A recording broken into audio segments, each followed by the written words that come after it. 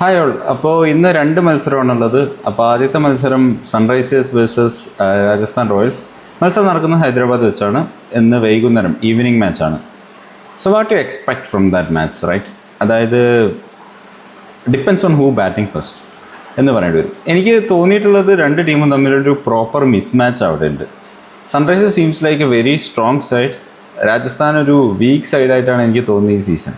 So അതുകൊണ്ട് തന്നെ ഒരു വൺ സൈഡഡ് കോൺടെസ്റ്റാണ് ഞാൻ എക്സ്പെക്ട് ചെയ്യുന്നത്. അപ്പം സൺറൈസേഴ്സ് ബാറ്റിംഗ് ഫസ്റ്റ് ആണെങ്കിൽ I M expecting A run feast. Chasing ആണെങ്കിൽ അത്രത്തോളം ഒരു വലിയ സ്കോറൊന്നും ഞാൻ എക്സ്പെക്ട് ചെയ്യുന്നില്ല. So that's what I M thinking.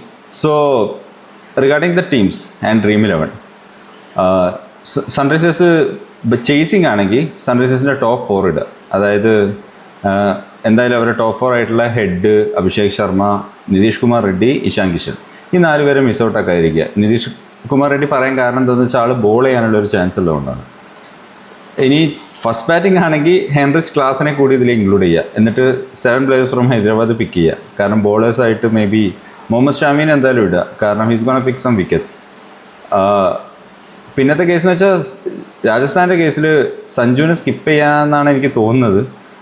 കാരണം ഐ തിങ്ക് യശസ്വി ജയ്സ്വാൾ ഒരു വിക്കറ്റ് എന്തായാലും ഷാമി എടുക്കും. അത് ആരുടെയാണെന്ന് എനിക്കറിയില്ല.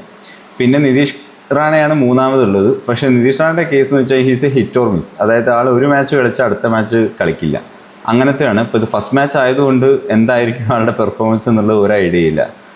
Take him at your own risk. പിന്നെ റിയാൻ പരാഗിനെ മിസ്സാക്കാതിരിക്കുക. സോ അങ്ങനെയാണ് എൻ്റെ ടീം പ്രിവ്യൂ. റിഗാർഡിംഗ് റിസൾട്ട്സ് ഞാൻ ഓൾറെഡി പറഞ്ഞല്ലോ, I M fully expecting A dominating win four Sunrisers Hyderabad. What do you think? Comment